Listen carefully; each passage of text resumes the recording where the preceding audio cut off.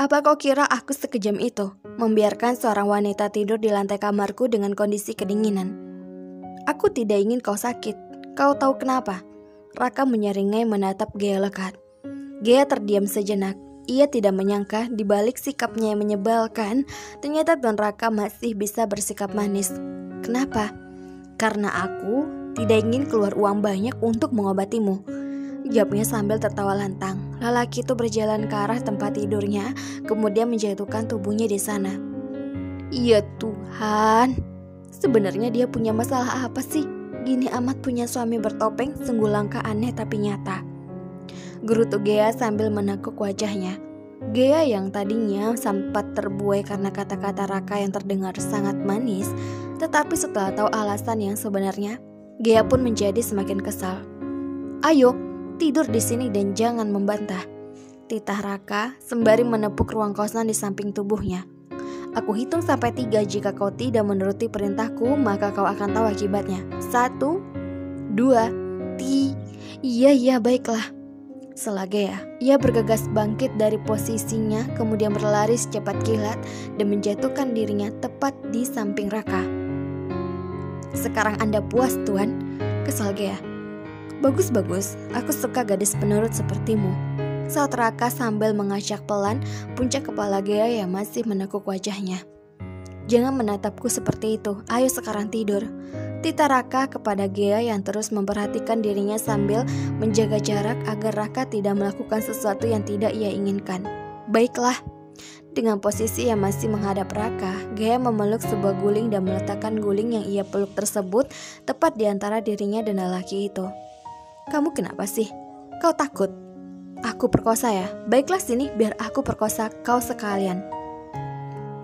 Kesal Raka dan mulai melepaskan kancing piyama tidurnya dengan gesit hingga bagian dadanya yang putih mulus itu terlihat sempurna. Dengan terbata-bata, Gea mencoba memohon kepada Raka agar tidak melakukan hal itu kepadanya. Tidak Tuan, kumohon jangan lakukan itu, lirik Gea. Aku ini suami kau. Aku berhak meminta hakku sebagai seorang suami kepada kau. Tapi kau tenang saja, aku tidak akan melakukan hal konyol itu sebab kau benar-benar bukanlah tipeku. Tawa lelaki itu menggema di seluruh ruang kamar dan membuat Gea bergidik ngeri. Semoga saja Anda tidak akan menjilat ludah Anda sendiri, Tuan Raka. Tetapi rasanya sangat mustahil jika Anda tidak tergoda untuk melakukannya. Jika kita terus tidur bersama seperti ini, kecuali Anda belok, batin Gea. Detik berganti menit, dan menit pun akhirnya berganti jam. Gea yang sekuat tenaga menahan rasa kantuknya akhirnya tumbang dan gadis itu pun tertidur nyenyak di samping tubuh Raka masih memeluk gulingnya dengan erat.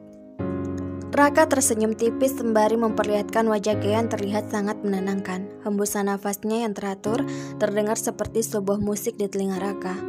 Maafkan aku gadis aneh, karena kau harus siap mental jika ingin hidup bersamaku. Entah kenapa aku begitu senang mengerjaimu. Aku sangat suka melihat ekspresi wajahmu saat kesal dan marah padaku.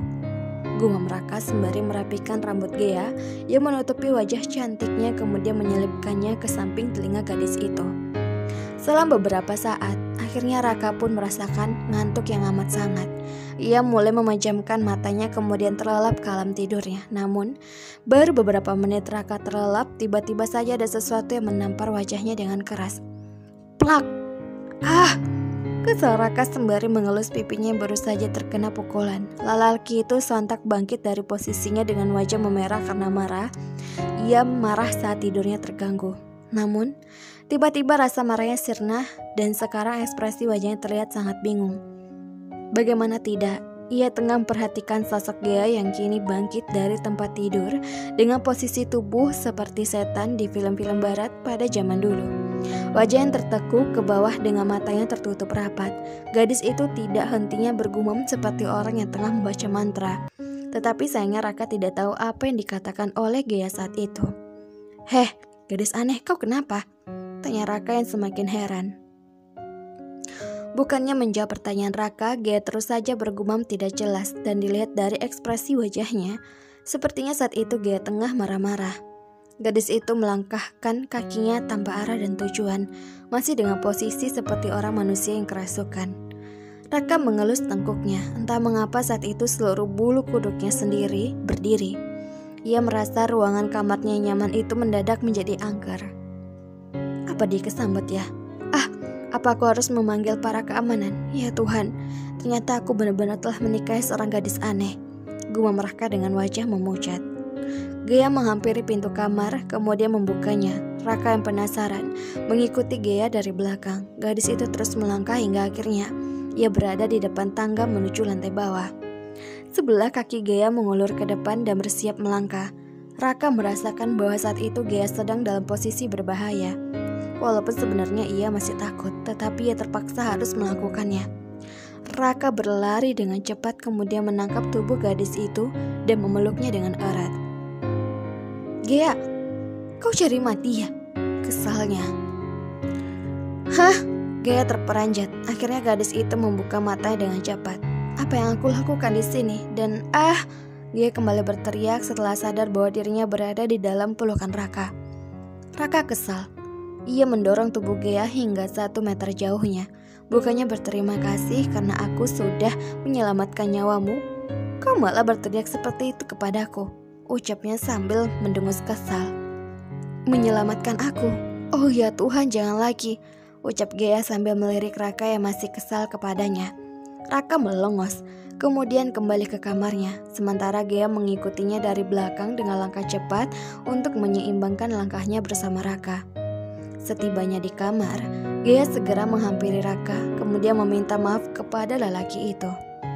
Maafkan aku Tuan Raka, karena sudah membuatmu kesal, tapi sumpah, aku sama sekali tidak sadar saat melakukan hal aneh itu. Selama ini aku punya kebiasaan buruk, aku suka berjalan ketika tidur, dan bahkan tidak jarang aku membahayakan diriku sendiri. Aku akan tersadar jika ada yang memanggil namaku atau menyentuh tubuhku, tutur Gea dengan penuh rasa bersalah. Raka masih diam. Ia menatap lekat wajah sendu Gea saat itu. Sejak kapan kau memiliki gangguan tidur seperti itu?